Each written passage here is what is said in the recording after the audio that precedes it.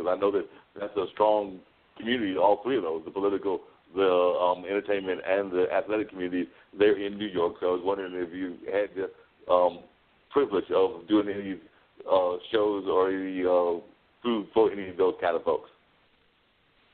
I haven't, not yet, but I'm looking forward to it. Me too. I've met a lot of people, I've met a lot of different chefs, but never have I had that honor, and we are up for that challenge, aren't we, sisters? Yes, we are.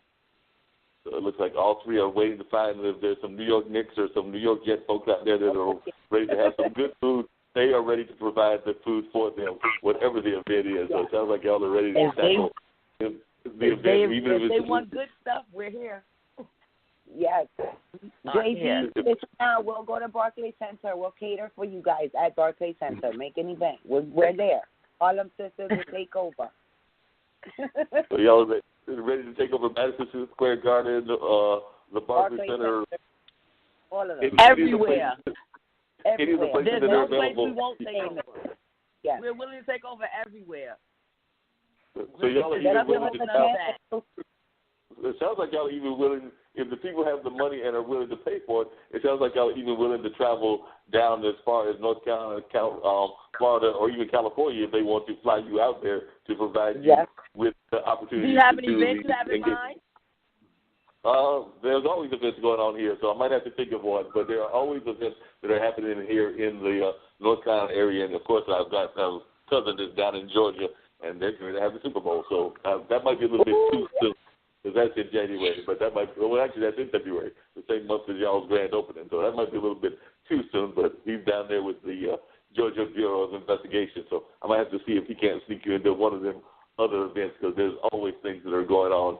Of course, in Georgia, there's, as Dean will tell you, there's things happening here in North Carolina on a regular basis, and there's things happening up and down the East Coast and even out there in the West Coast. So I know we've had guests from all over the area, so we'll have to find a way to get them on. Hey, Dean, what do you think? Do you think that they might have to create an event for Alaska?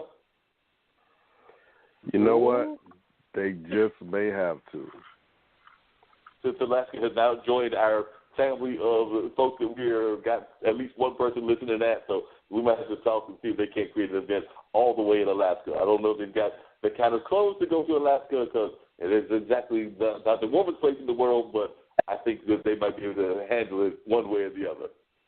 We'll be okay. We have babies. We'll be okay. We can handle anything.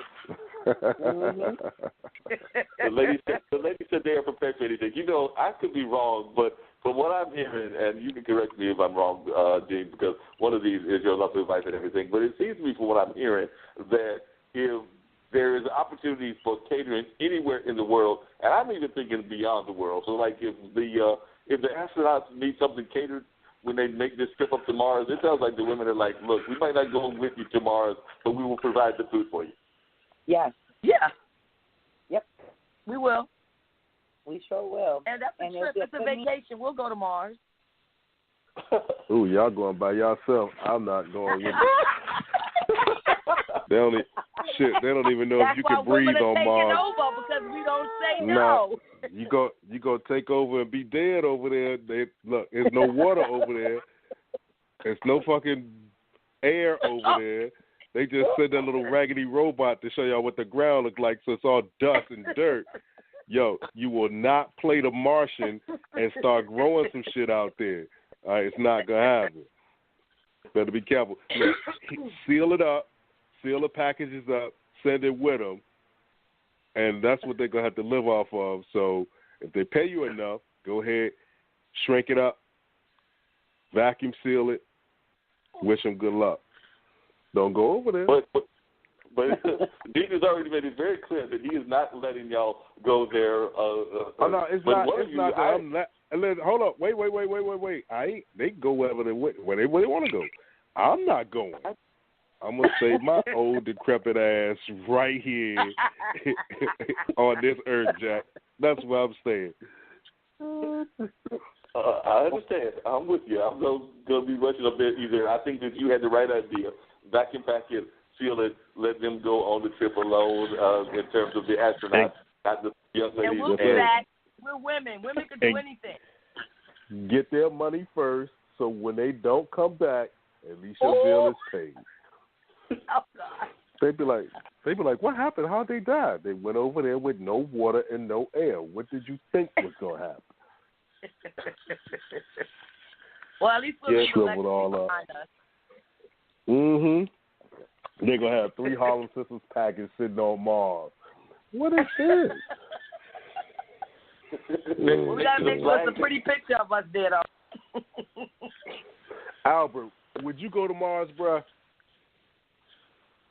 If there's a way back and the money's right, brother, you could be untapped market. I'll take the money. I ain't showing up. So you see, we think alike. I ain't mad at y'all. Y'all go. Look, y'all go ahead, man. Y'all go ahead. I'm gonna stay right here. I tell you, that's our genes. It's the same genes. But I can tell you something about Albert and at least one of the young 3 Harlem sisters. Because I just know something about Albert and one of the young 3 Harlem sisters. See, they are already thinking about business opportunities up there. Because I think I heard Albert say that he was looking at the business opportunities. So I think Albert's already ready to set up condos at Mars. There's a whole lot of real estate over there. He could take over there. You gotta get in early. He running the whole game. He the only one over there.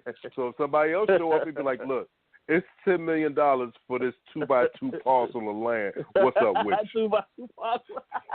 And he's going to tell them my sister cater all your food. See,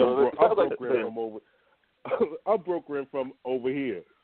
So when I send y'all the money in them little encrypted joints, they're going to be like, hey, how they get money? Don't worry about that. They got connections.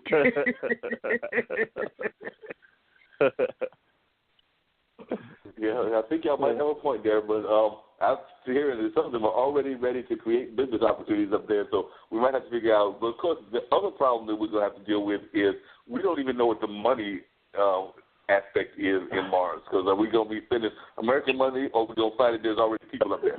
Remember, we came to America and there was already people here. So there might already be people up in Mars, so hope you know. So this, and we're going to be trying to make, you're going to be trying to make real estate sales, and they might be using something totally unlike our dollars. We can adapt. We have to think about that then. We can adapt. That's something to think about. So we have to get into the currency exchange business. That might work. The currency exchange business with the folks in Mars. This could be a plan. This could definitely be a plan. We're going to raise currency exchange with the folks in Mars. So first we got to figure out what their currency is, if they even got currency, and if there's anybody in that water. Right. With the robot. Right. You might be able to get the startup capital if you open up the Cash App $ we ain't coming back, and go ahead and have some people donate to the cause. You know what I mean? Maybe we can start a GoFund. GoFund, 3 Harlem Sistas in Mars. GoFund, 3 Harlem Sistas trying to get to Mars. Please help us fulfill our dream. This is our dream job. The dream job. 3 Harlem Sistas are trying to get to Mars, and they don't need much. Just, I'm thinking to go to Mars, maybe $1 million or $2 million. Yeah, that's it. That's it. That's nothing. That's chump change for some people. Some folks got it like that. They can just write that check, and y'all can be up there in Mars. But I understand that Gina's not going. We've got a podcast to run, so I can't go either. So it might be y'all 3 sisters and Al. Well, we'll have some type of communication that we can set up so we can still be on your show. We can have y'all call back regularly from Mars. Matter of fact, they don't even put, when we do our studies, it's all the countries in the world and it's the states in the U.S. They don't even go to the other planets, but we can have our at least 2, 3 listeners, possibly 4 if Albert's going as well, that are in Mars. So we'll have 4 listeners in Mars. Doing big things. That's big things. Got big things going on. They're the first caterers that I know of in Mars. So this is going to be a whole brand new kind of thing. Now, getting back to a more serious topic, even though I am kind of like visualizing the Mars thing, because I might even know some musicians that are crazy enough to go to Mars. So we can have the whole concert on Mars. So I'm visualizing some things already. So, but there got to be some serious crazy ones and everything that are even going to try it. But on Right. a more serious side, I know a lot of folks that when they think of business in general, they don't understand the nature of business, and they try to undercharge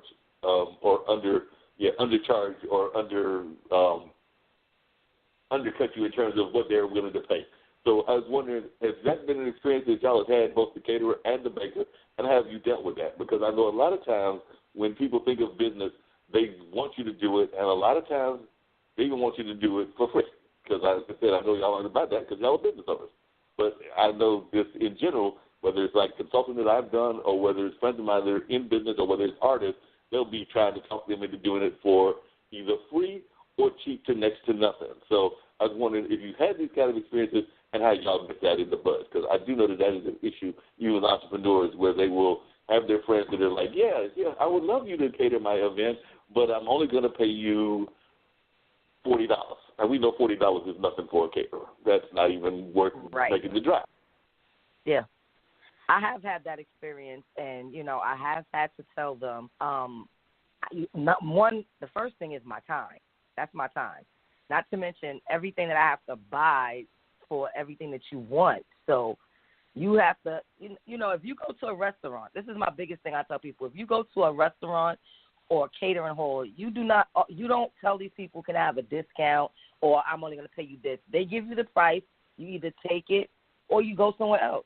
So, and I know it's kind of not a good way to say it that way, but it's my time and my time, my money I'm spending, everything. So if I'm doing that, I have to be able to make a profit off of it. If I go out and I spend $100 to have an event for you, and you're paying me $40, what did I make off of that? I'm not making anything. But they will never tell a restaurant or anywhere else to argue with them about how much it is. So me, you know what I do as for myself, for my own business? Okay, I can't do it for you for that. I thank you for thinking about me, but I can't do it for you for that. It's only right. If you don't go to a restaurant, no one can tell me they go to a restaurant. If they tell you that this food is going to be $250, you're not going to argue with them. That's your price. That's your set price. So either you could take it or you could leave it. Now, you could take theirs and go and pay them the $250, but the thing is, one, how good is that food going to be? How long has that food been sitting there? So that's my thing. I have had this experience, and I've had to turn people away for it. I've lost some people behind it, and that's okay. I'd rather lose the people than lose my dignity and my respect for myself and my company, that you feel that I'm not worthy of getting the money that's due to me for my time and for me cooking this food and making this meal for you and for your event. So if you rather shortchange me, someone that you would consider a family or a friend, but go to a stranger that you have no clue what they're doing or how they're doing it, then by all means, that's the way you go. But I have had to deal with it, and that's how I've handled it. And that sounds like a great way to handle it. What about you, for the woman that's the baker? Have you had that experience as well where somebody has tried to, and I imagine it's even worse for somebody that's doing desserts, because everybody thinks that desserts is like a nice little snack and that you get desserts for like little to nothing because they don't know how much time is put into desserts. But we know that desserts it might not be a full meal, but you still got to put a lot of time into making cakes, into making whatever the different desserts are. So I was wondering if you had that kind of experience too, where people just expect you to give them these dishes because they're your friend and because not knowing that it's your business and that they need to pay for that business.